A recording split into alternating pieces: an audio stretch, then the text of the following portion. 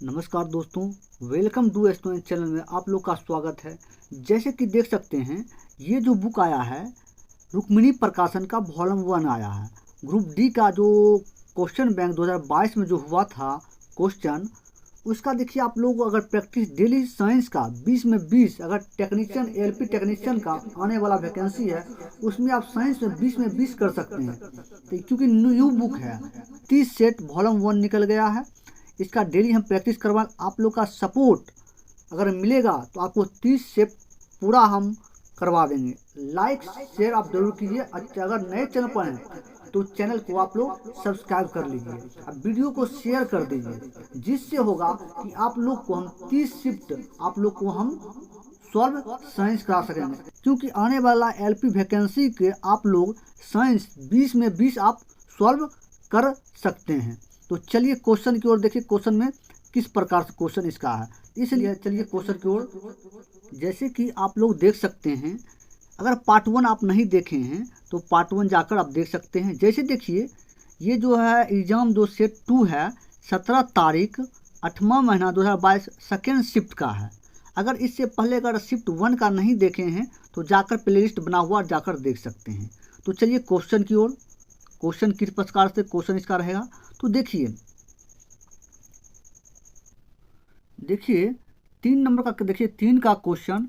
क्योंकि तो जैसे देखिए 3 नंबर क्वेश्चन में क्या कहा गया, भारतीय संविधान के किस भाग में केवल एक अनुच्छेद 51A है जो नागरिकों के लिए 11 मौलिक कर्तव्यों संहिता से संबंधित है। तो क्वेश्चन में कहा गया भारतीय संविधान के किस भाग में केवल एक अनुच्छेद 51A है जो नागरिकों के लिए 51 मौलिक कर्तव्यों को संहिता से संबंधित है। तो बताइए ऑप्शन 3 का आंसर क्या हो जाएगा। तो ए देखिए, ए में क्या, बी सी डी। तो बताइए 4 ऑप्शन में किसका ये आंसर हो जाएगा, 3 का आंसर क्या हो जाएगा ये बताइए। तो देखिए 3 का आंसर ऑप्शन डी इसका आंसर हो जाएगा, भाग 4A। भाग 4A इसका आंसर हो जाएगा। अब चलिए आगे क्वेश्चन की ओर।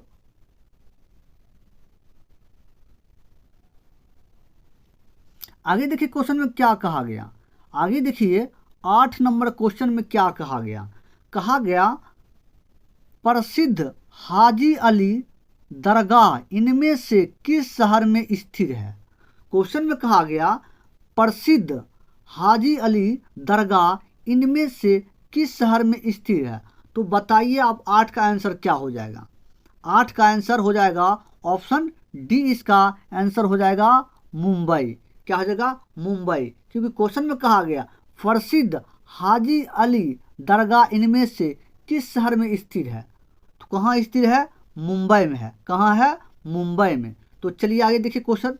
आगे देखिए 9 नंबर क्वेश्चन में साइंस का क्वेश्चन आ गया। क्योंकि इसमें जो देखिए 25 साइंस का, क्योंकि ग्रुप डी में 2022 में जो क्वेश्चन पूछा गया, कितना क्वेश्चन था, 25 को।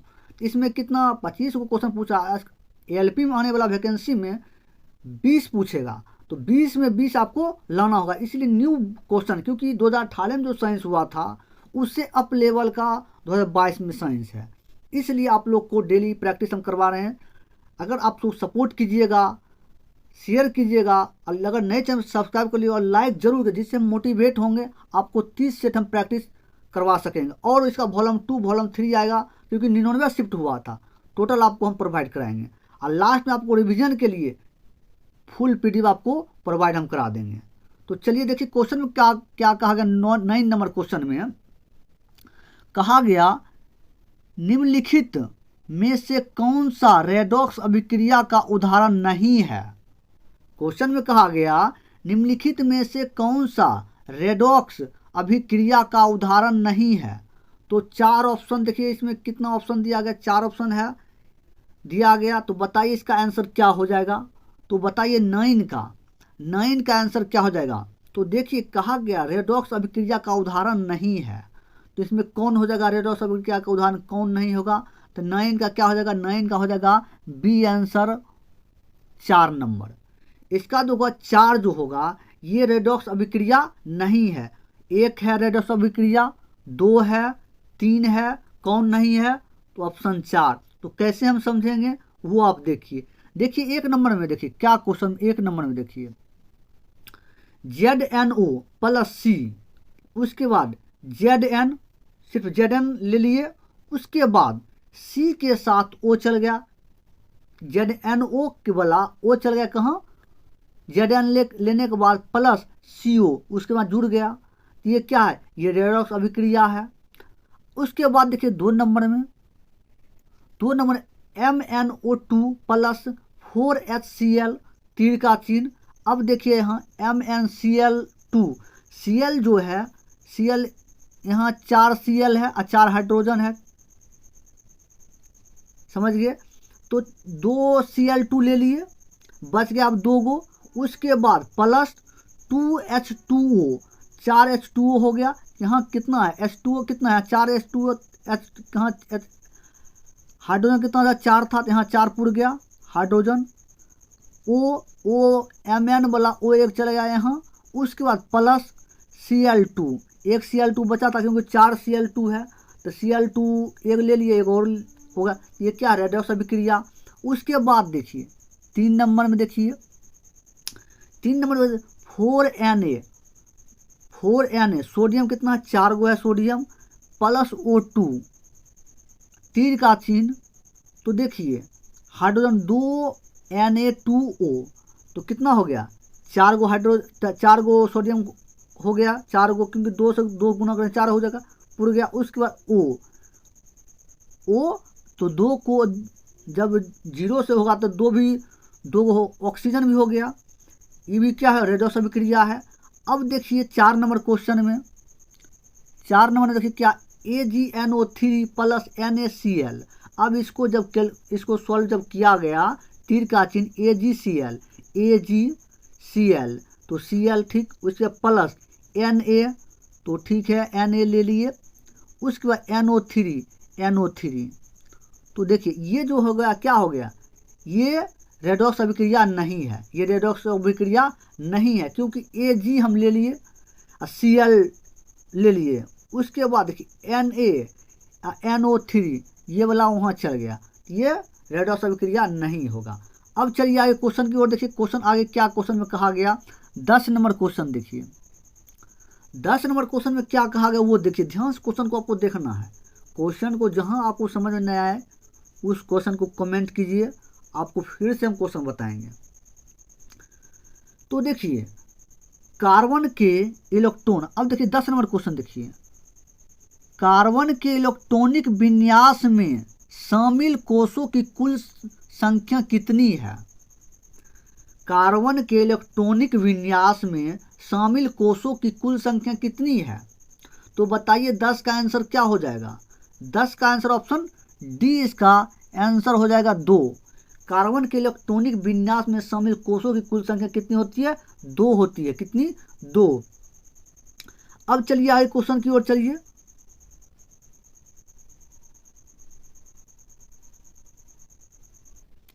तो देखिए क्वेश्चन 16 नंबर क्वेश्चन देखिए। 16 नंबर क्वेश्चन में क्या कहा गया? कहा गया cyclohexane dash carbon single bond, फिर कार्बन बंध और dash carbon single bond hydrogen बंध होते हैं। इस प्रकार कुल डैश संयोजिक बंध होते हैं। तो क्वेश्चन में देखिए कहा गया साइक्लोहेक्सेन में dash carbon single bond carbon बंध होते हैं और डैश कार्बन सिंगल हाइड्रोजन बंध होते हैं। इस प्रकार कुल डैश सहसंयोजिक बंध होते हैं। तो देखिए आप इसमें बताइए 4 ऑप्शन दिया गया है, इसका आंसर क्या हो जाएगा?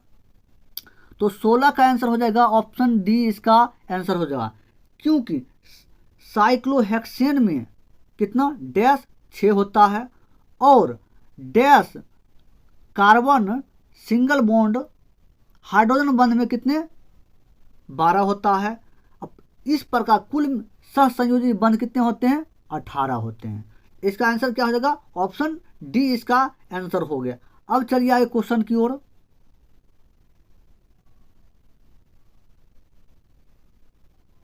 आगे देखिए क्वेश्चन में क्या कहा गया।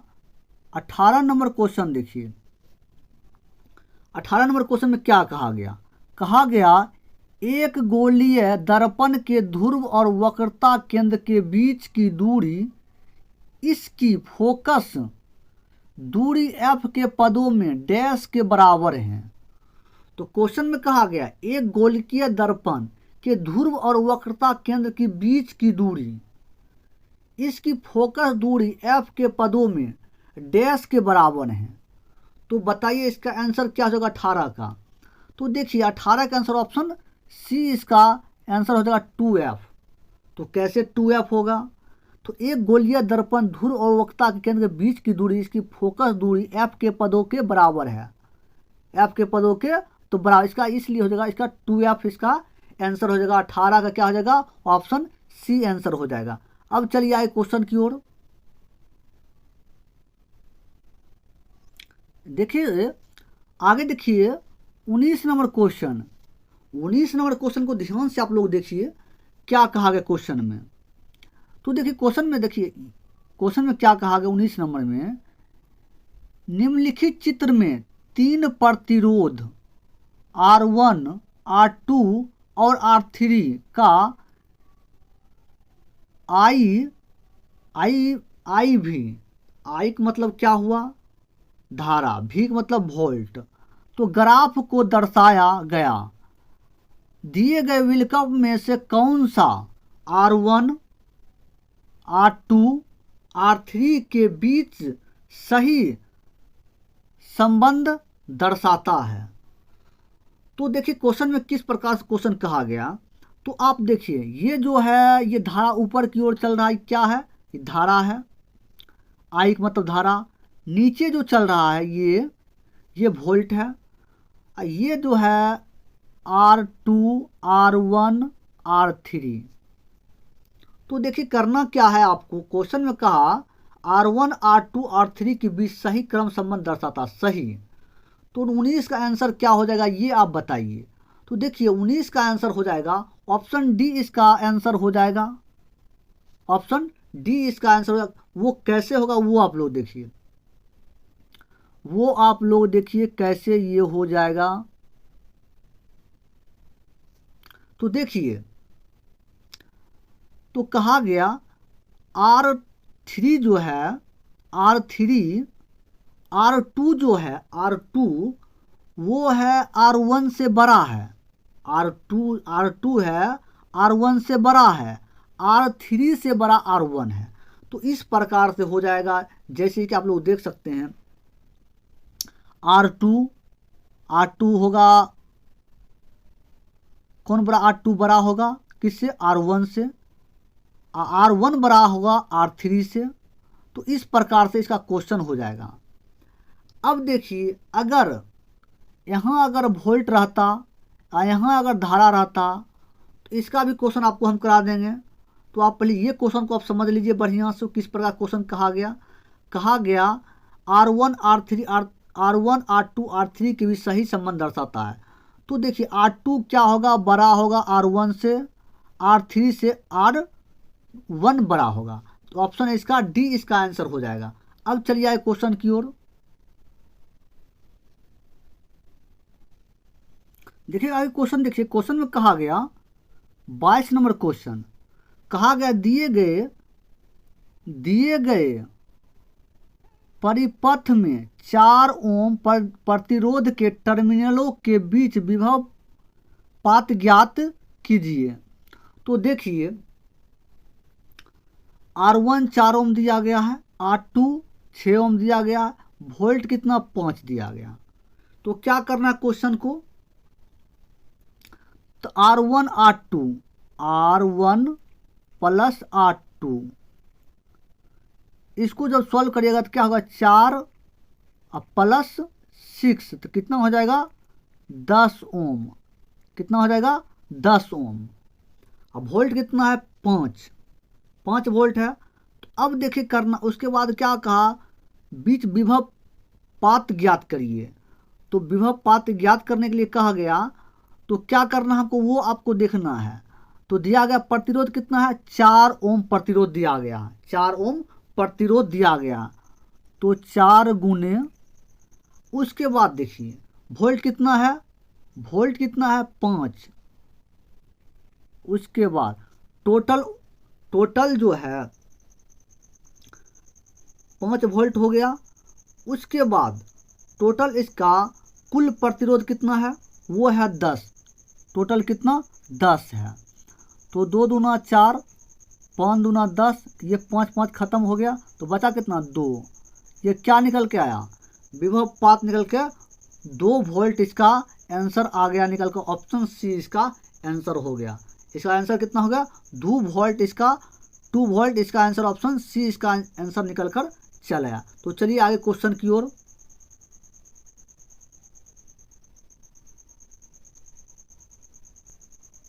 आगे देखिए क्वेश्चन में 24 नंबर क्वेश्चन देखिए।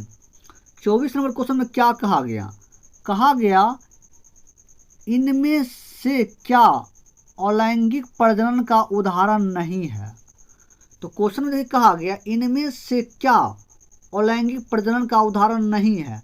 तो 4 ऑप्शन बताइए इसमें कौन सा आंसर है अलैंगिक प्रजनन का उदाहरण नहीं है। तो बताइए इसका आंसर क्या हो जाएगा। अब देखिए इसका जो ऑप्शन डी इसका आंसर हो जाएगा। ये ग्राफ्टिंग, ये क्या है, अलैंगिक प्रजनन का उदाहरण नहीं है। और सब ऑप्शन ए है, ऑप्शन बी है, ऑप्शन सी है। ऑप्शन ए जो है द्विविभाजन अलैंगिक प्रजनन है, बी में विखंडन अलैंगिक प्रजनन है, सी मुकुलन अलैंगिक प्रजनन है। क्योंकि अलैंगिक प्रजनन ये होता है सेम होता है, जैसे देखिए कुत्ता का बच्चा सेम, बकरी का बच्चा सेम। ये क्या हुआ, अलैंगिक जनन हुआ, अलैंगिक प्रजनन हुआ। और लैंगिक जनन में क्या होता है, भिन्न, एक दूसरे को भिन्न, जैसे मनुष्य। इस प्रकार से तो इसमें क्या, इनमें से क्या अलैंगिक प्रजनन का उदाहरण कौन नहीं है, तो ग्राफ्टिंग, ये क्या है, अलैंगिक प्रजनन नहीं है। ऑप्शन डी इसका आंसर हो जाएगा। तो चलिए आगे क्वेश्चन की ओर चलिए। आगे देखिए क्वेश्चन में कहा गया, आगे देखिए 31 नंबर क्वेश्चन में, 31 नंबर में क्या कहा गया, कहा गया जब सूक्ष्म बुझे हुए चूने का क्लोरीनीकरण होता है तो मुख्य उत्पाद के रूप में डैश बनेगा। क्वेश्चन में कहा गया जब सूक्ष्म बुझे हुए चूने का क्लोरीनीकरण होता है तो मुख्य उत्पाद के रूप में डैश बनेगा। तो बताइए क्या बनेगा। जब सूक्ष्म बुझा हुआ मतलब क्या होता है, बुझा हुआ। तो सूक्ष्म बुझे हुए चूने का क्लोरीकरण होता है तो मुख्य उत्पाद के रूप में क्या बनेगा। तो इसका आंसर बताइए आप लोग क्या हो जाएगा। तो देखिए 4 ऑप्शन दिया गया है, तो इसका आंसर जो हो जाएगा ऑप्शन ए हो जाएगा। इसका answer calcium oxychloride, calcium oxychloride इसका आंसर हो जाएगा। तो इसका आंसर ऑप्शन 31 का ऑप्शन ए इसका आंसर हो जाएगा। अब चलिए आइए क्वेश्चन की ओर।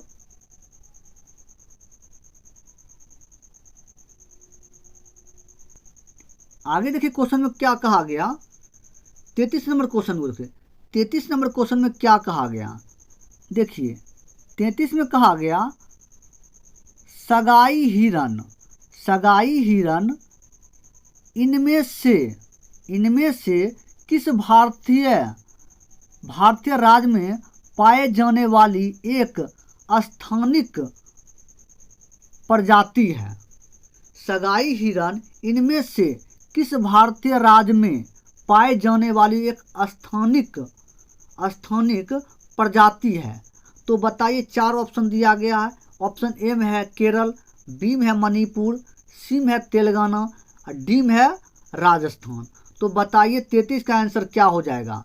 तो बताइए 33 का आंसर ऑप्शन बी हो जाएगा, मणिपुर। क्या होगा? बी इसका आंसर, 33 का बी हो जाएगा मणिपुर, इसका आंसर हो जाएगा। चलिए आगे क्वेश्चन की ओर। देखिए आगे क्वेश्चन में क्या कहा गया। आगे देखिए आप लोग 37 नंबर क्वेश्चन देखिए।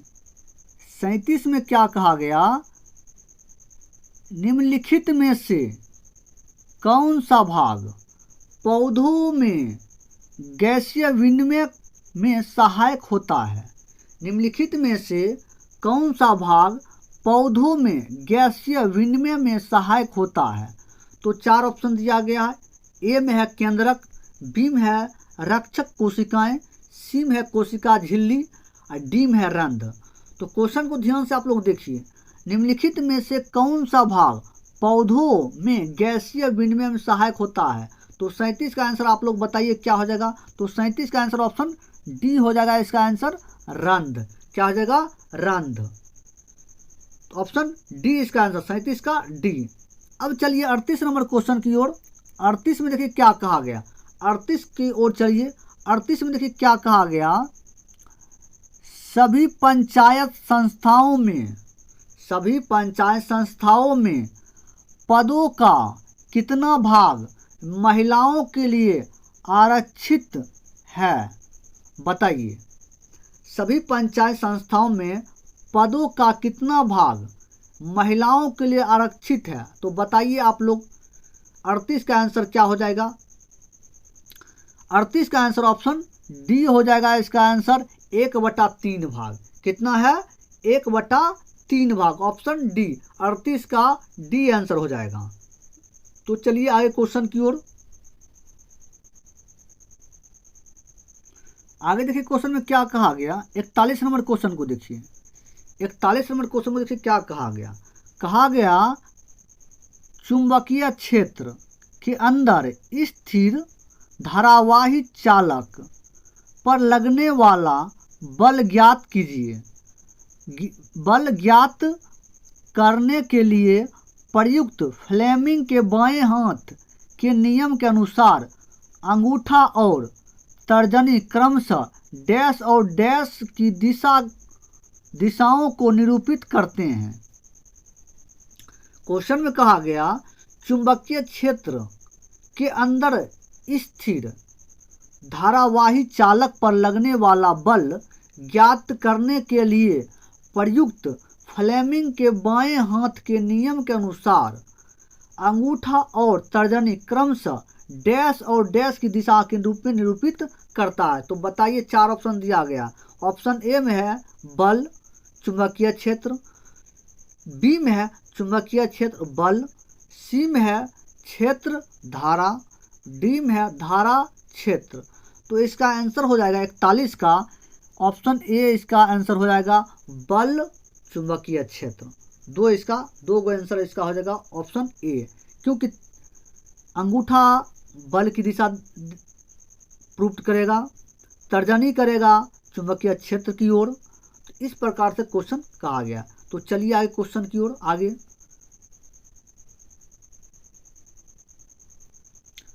आगे देखिए क्वेश्चन में कहा गया 44 नंबर क्वेश्चन में 1868 में भारत की राष्ट्रीय आय प्रथम पाकलन किसने तैयार किया था।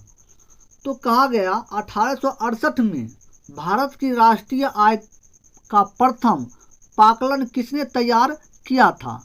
तो बताइए इसका आंसर 44 का आंसर क्या हो जाएगा। तो 44 का आंसर ऑप्शन ए हो जाएगा दादा भाई नौरोजी। दादा भाई नौरोजी इसका आंसर हो जाएगा, ऑप्शन ए इसका आंसर होगा 44 का। तो चलिए आगे क्वेश्चन की ओर।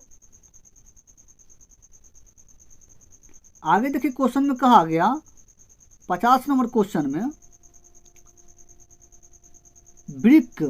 वृक्कों में मूत्र के निर्माण में शामिल दी गई 3 प्रक्रियाओं को सही अनुक्रम निम्न में से किस विकल्प में दिया गया है। क्वेश्चन में कहा गया वृक्क के मूत्र के निर्माण में शामिल दी गई तीनों प्रक्रिया का सही अनुक्रम निम्न में से किस विकल्प में दिया गया है। तो बताइए इसका answer. Option A, B, C, D, इसमें इसका कौन आंसर इसका सही हो जाएगा 50 का? तो देखिए 50 का आंसर ऑप्शन बी इसका सही हो जाएगा, बी इसका सही हो जाएगा। तो कहा गया क्या है बी में? निस्कंदन, चयनात्मक पूर्ण, उसके बाद अवशोषण, उसके बाद निष्कासन। क्योंकि विक्र में जो मूत्र के निर्माण में शामिल दी गई 3 प्रक्रिया का सही क्रम को सही कहा, एक सही निर्देशक। तो पहला हो जाएगा निस्यंदन, दूसरा हो जाएगा चयनात्मक पुनः, तीसरा हो जाएगा अवशोषण, उसके बाद करेगा निष्कासन। ऑप्शन बी इसका आंसर हो जाएगा। आगे चलिए क्वेश्चन की ओर। आगे देखिए क्वेश्चन में कहा गया 51 नंबर क्वेश्चन में, 51 नंबर क्वेश्चन को देखिए ध्यान से, 51 नंबर क्वेश्चन को आप लोग देखिएगा। कहा गया किशोर अवस्था के दौरान मानव शरीर में अनेक परिवर्तन होते हैं, निम्नलिखित में से कौन सा परिवर्तन केवल लड़कियों में लैंगिक परिपक्वता से संबंधित है? देखिए क्वेश्चन को ध्यान से आप लोग देखिए। क्वेश्चन में कहा गया किशोर अवस्था के दौरान मानव शरीर में अनेक परिवर्तन होते हैं, निम्नलिखित में से कौन सा परिवर्तन केवल लड़कियों में लैंगिक परिपक्वता से संबंधित है? तो बताइए इसका आंसर क्या हो जाएगा। Option A, option B, option C, option D. तो बताइए इसका आंसर ऑप्शन सी हो जाएगा। स्तन ग्रंथि में वृद्धि होती है। क्या होती है? स्तन ग्रंथि में वृद्धि होती है। ऑप्शन सी इसका आंसर हो जाएगा। आगे चलिए, आगे देखिए क्वेश्चन में कहा गया 52 नंबर क्वेश्चन में, 52 में कहा गया किस जीवाणु की उपस्थिति जल प्रदूषण का सूचक है? कहा गया किस जीवाणु की उपस्थिति जल प्रदूषण का सूचक है? तो बताइए इसका आंसर। 52 का आंसर क्या हो जाएगा? तो option A, option B, option C, option D. तो इसका आंसर क्या हो जाएगा 52 का? तो 52 का आंसर ऑप्शन डी इसका आंसर हो जाएगा। 52 का D, E coli coliform, E coli coliform इसका आंसर ऑप्शन डी हो जाएगा 52 का। क्योंकि किस जीवाणु की उपस्थिति जल प्रदूषण का सूचक है? तो ऑप्शन डी है। तो चलिए आगे देखिए 53 नंबर क्वेश्चन, 53 नंबर क्वेश्चन की ओर चलिए। 53 में क्या कहा गया? तो 53 में कहा गया इनमें से कौन से विद्युत मोटर के आर्मेचर का भाग है? इनमें से कौन सा विद्युत मोटर के आर्मेचर का भाग है? 53 का आंसर बताइए आप लोग क्या हो जाएगा। तो 53 का आंसर देखिए हो जाएगा एम। देखिए क्या कहा? मृदुल लौह कोर, बीम 2 नंबर में क्या? कुंडली, सिम क्या है? चुंबक। तो बताइए ए, बी, सी, डी कौन इसका आंसर हो जाएगा 53 का? बताइए।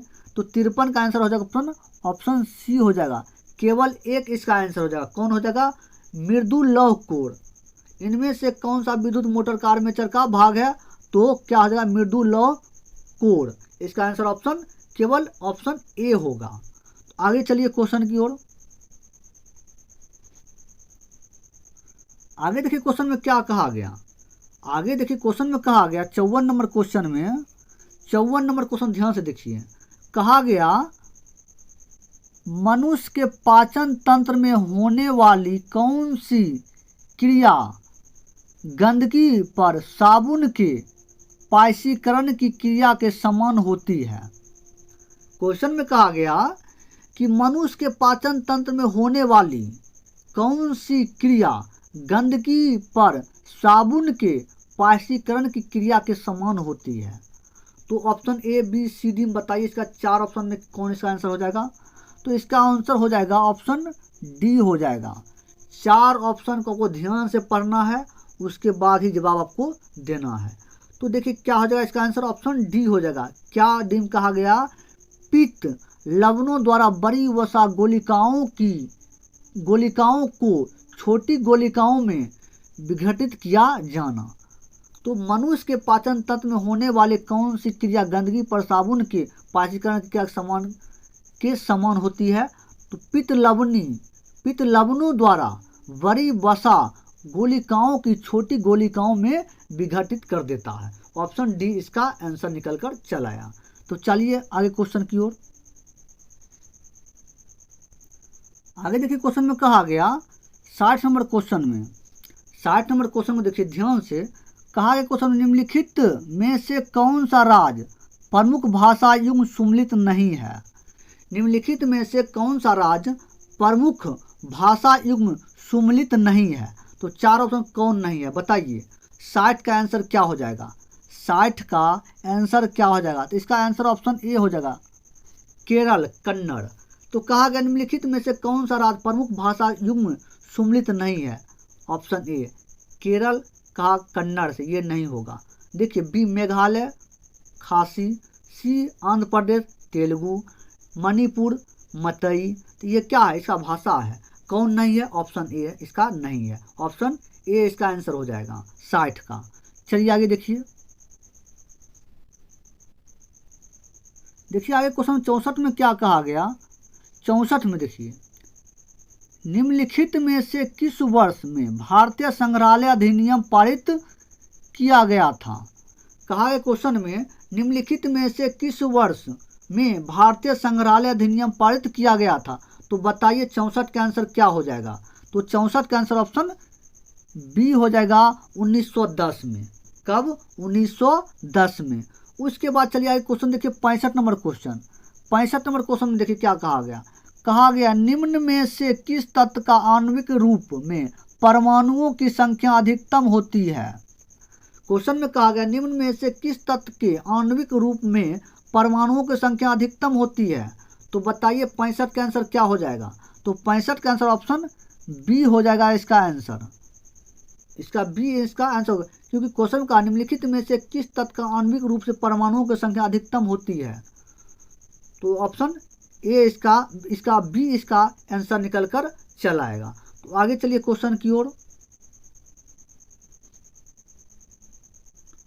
आगे देखिए क्वेश्चन में क्या कहा। 69 नंबर क्वेश्चन को देखिए। 69 में कहा गया निम्नलिखित में से कौन सी नदी अमरकंटक पहाड़ियों से निकलती है। कहा गया क्वेश्चन में निम्नलिखित में से कौन सी नदी अमरकंटक पहाड़ियों से निकलती है। तो बताइए 69 का आंसर क्या हो जाएगा।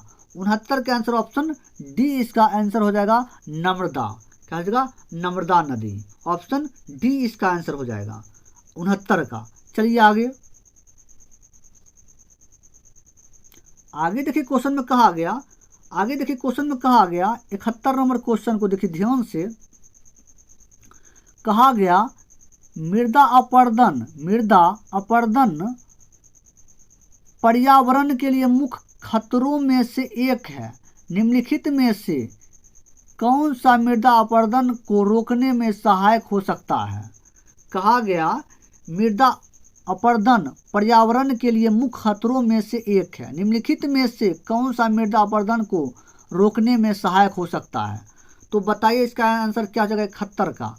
तो 71 का आंसर ऑप्शन सी इसका आंसर हो जाएगा समोच्च रेखीय जुताई। समोच्च रेखीय जुताई इसका आंसर ऑप्शन सी हो जाएगा। उसके बाद चलिए 72 नंबर क्वेश्चन की ओर। 72 नंबर क्वेश्चन की ओर चलिए। 72 में कहा गया किन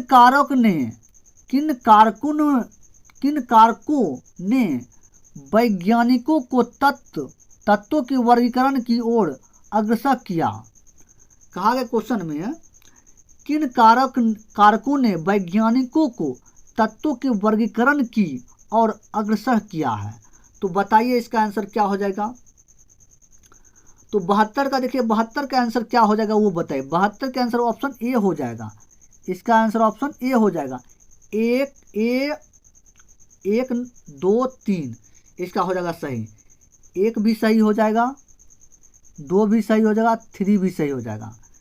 तो कहा गया एम कहा गया तत्वों के संश्लेषण की विभिन्न विधि, 2 में तत्वों के विभिन्न स्रोत, तीसरा में तत्वों के विभिन्न गुण। तो कहा गया किन कारों के वैज्ञानिक को तत्वों का वर्गीकरण की ओर अग्रसर किया। इसका आंसर ऑप्शन ए हो जाएगा 1 से लेकर 3 तक। 1 2 3 तीनों इसका सही हो जाएगा इसका आंसर। तो चलिए 72 का ए इसका आंसर हो जाएगा। अब चलिए आगे क्वेश्चन की ओर। आगे देखिए क्वेश्चन 74 नंबर क्वेश्चन देखिए। 74 में कहा गया एक गोलकीय दर्पण के फोकस और वक्रता केंद्र के बीच की दूरी वक्रता त्रिज्या r के पदों में डैश के बराबर होती है। तो क्वेश्चन में कहा एक गोलकीय दर्पण फोकस और वक्रता केंद्र के बीच की दूरी वक्रता त्रिज्या r के पदों में डैश के बराबर होती है। तो बताइए इसका आंसर क्या हो जाएगा। तो इसका 74 का आंसर हो जाएगा ऑप्शन डी। इसका आंसर हो जाएगा r/2। क्या हो जाएगा r/2 इसका आंसर हो जाएगा। अब चलिए आइए क्वेश्चन की ओर।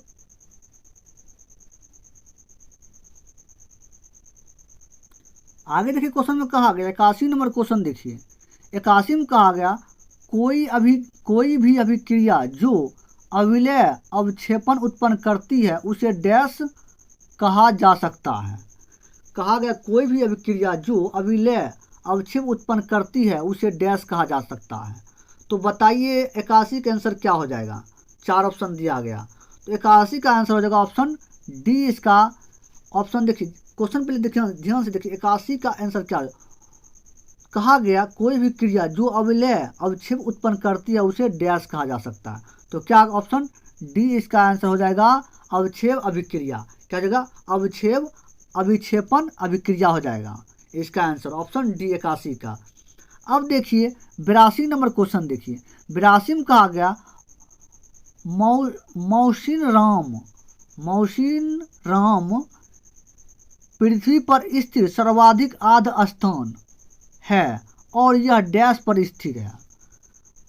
मौसिन राम पृथ्वी पर स्थिर सर्वाधिक आर्द्र स्थान है और यह डैश पर स्थित है।